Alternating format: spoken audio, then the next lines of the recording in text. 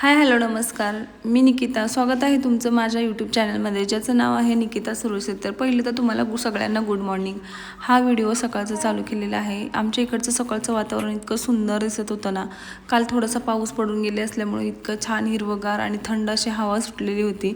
आणि झाडी तर बघा किती सुंदर दिसत आहे, हिरवीगार अशी एकदम दिसत. आणि त्याच्यामध्येच पक्ष्यांचा असा किलबिलाट इतका सुंदर आवाज येत होता. पक्षी समोर असे पक्ष्यांचा छान असा आवाज आणि त्यातच आमच्या घरासमोरून जाणारी ही ट्रेन. इतकं सुंदर सुंदर असं वातावरण दिसत होतं. पक्षी वगैरे सगळं सुंदर वाटत होतं. पण काय करणार, ते बघत बसले तर घरामध्ये स्वयंपाकाला उशीर होईल. माझ्या लेकीला सकाळी 7 वाजता शाळेत जायचं असतं, तिला डब्बा द्यायचा असतो. म्हणून म्हटलं आपलं इथं बसण्यापेक्षा आपल्या पटकन डब्याला सुरुवात करावी. म्हणून मी आज डब्यामध्ये तिला चवळीची भाजी बनवून देणार होते. चवळीची म्हणजेच तांदूळग्याची भाजी. आमच्या साईडला तांदूळग्याची भाजी म्हणतात, इकडं पुण्याला चवळीची भाजी म्हणतात त्याला. ती मी माझ्या आजीच्या स्टाईलने भाजी करणार होते. माझी आजी अशी भाजी बनवायची. ते भाजी स्वच्छ धुतली, कढईमध्ये टाकली आणि त्यामध्ये तेल किंवा पाणी वगैरे असं काहीच टाकायचं नाही. काही लोक फोडणीला टाकतात कांदा वगैरे असं टाकून ती भाजी बनवतात, पण ही अशी साधी आणि सिंपल बनवायची की ती खूप सुंदर लागते. तिला 5 मिनटं असं शिजू द्यायची छान. आणि ती शिजली की त्याच्यामध्ये गॅस बंद करून 1 तांब्या पाणी टाकायचं आणि ते पाणी थोडंसं गार होऊ द्यायचं. पूर्णपणे भाजीमध्ये टाकून ठेवायचं. म्हणलं आता इथं भाजी आपली गार होती तोपर्यंत म्हटलं भाकरी करून घ्याव्या. ही भाजी भाकरी आणि ज्वारीची भाकरी आणि भाजी खूप छान लागते. चपाती वगैरेमध्ये चांगली लागत नाही ही भाजी, भाकरीसोबतच छान लागते. इथं मी भाकरी करत होते. भाकरीचं पीठ एकदम छान असं एकजीव करून मळलेलं होतं. त्याच्याने भाकरी पण खूप छान झाल्या होत्या माझ्या. पटापटा बनवून घेत होते. आणि बघा तुम्ही बघू शकता माझी भाकरी किती अशी टम्म फुगते छान एकदम. कारण पीठ मळताना ते हळूहळू थोडं पाणी घेऊन मळलेलं असतं. एकदम भडकन पाणी ओतलेलं नव्हतं. त्याच्यामुळं भाकरी पण छान बनत होती. मग म्हटलं आता भाजी थंड झालेली होती म्हणून मी ती भाजी अशी पिळून घेतली आणि तिला सुट्टी केली. मग तेल टाकलं 2 चमचे कढईमध्ये आणि आपण वाटलेले हिरवी मिरची, लसूण आणि मीठ हे त्याच्यामध्ये टाकून घेतले. या भाजीमध्ये लसूण भरपूर घालायचा. जेवढं लसूण मग घालू आपण तेवढी भाजी टेस्टी लागते.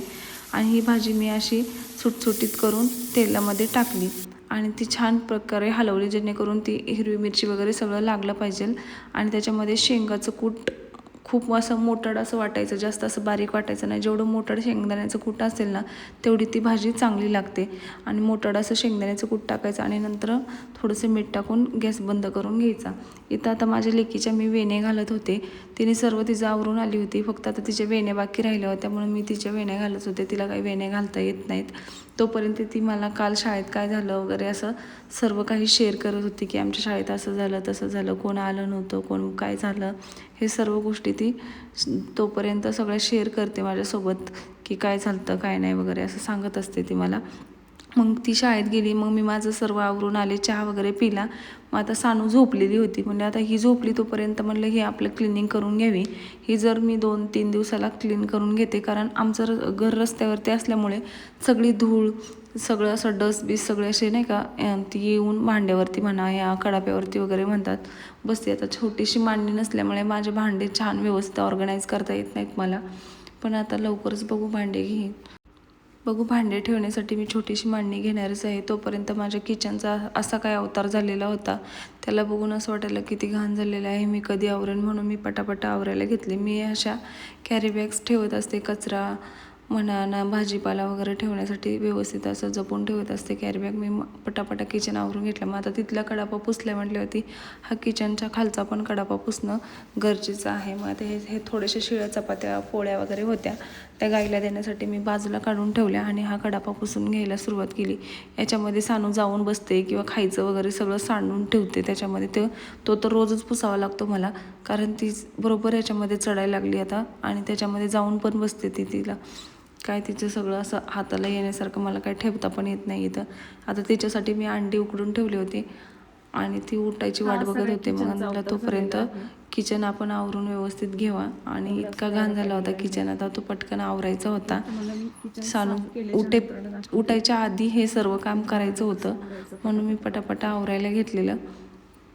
तोपर्यंत तर सानू उठून बसली. बोला सगळ्यांना या नाश्ता करायला. बरं कसं खायचं दाखवलं. मांडी घालून बसा. सानू मांडी घाल ग. हुशार आहे सानू. घर खा.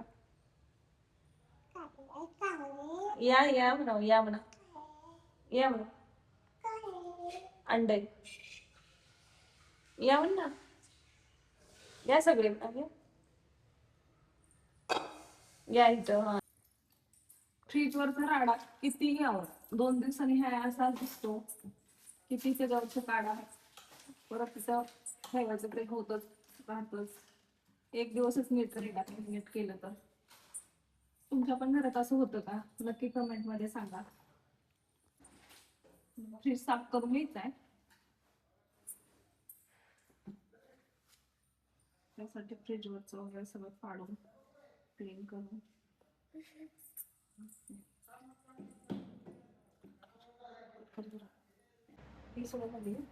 फ्रीज आज आवरण उद्या आवरण म्हणत म्हणत फ्रीजचे हा अवतार होऊन बसलेला आहे. इतका घाण झालेला आहे. आता त्याला स्वच्छ करायचंय.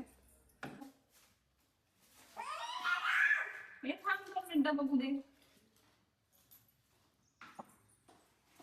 आपण उद्या नको रोज करतो. बटावरला आणि तूप केलं असं सांगतो. गुरुवार होता आणि आमचं पादे पादे बो सामी मॅडमचा खेळ. कसं करायचं साफ? कसं करायचं साफ फ्रीज असा? सगळीकडे मधी मध्ये मध्ये करायचं. हा पप्पा हे काय करते तू? पप्पाची गाडी चावी ठेवली का फ्रीज मध्ये? हा मांडी घालते. घाल बरं मांडी येते का तुला घालायला? शी झाली सगळं घाण. शी घाण. हा घाण झाले. शी बाबा. वाव कसलं बसत येतं का तुम्हाला असं बसता येतं? हे विचार का पिल्लू तुम्हाला येतं का बसायला म्हणा? हा पप्पाच्या गाडीचे विचार कर. येतं का म्हणा? येतं ये ना बसायला इथं म्हणा. या इथं बसू म्हणा आपण.